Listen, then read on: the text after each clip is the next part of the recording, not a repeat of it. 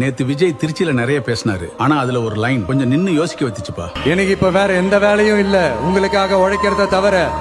என் கடன் இனி என் மக்களுக்கு பணி செய்து கிடைப்பதே. அந்த லைன் கேட்ட உடனே பழைய தமிழ்நாடு பாலிடிக்ஸ் கொஞ்சம் ஞாபகம் வந்துச்சு. காமராஜர் காலத்துல மக்கள் தான் முக்கியம் பாலிடிக்ஸ் இருந்துச்சு.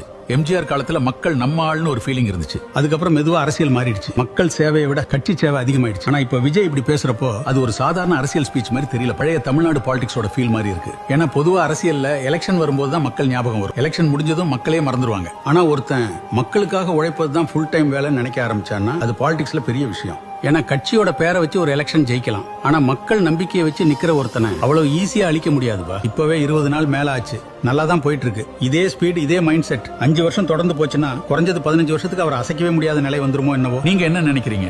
இது சும்மா வெறும் பேச்சா இல்ல தமிழ்நாடு பாலிடிக்ஸ்ல மறுபடியும் மக்களுக்கான ஒரு தலைவர் உருவாகிட்டாருன்னு தோணுதா? கமெண்ட் பண்ணுங்கப்பா.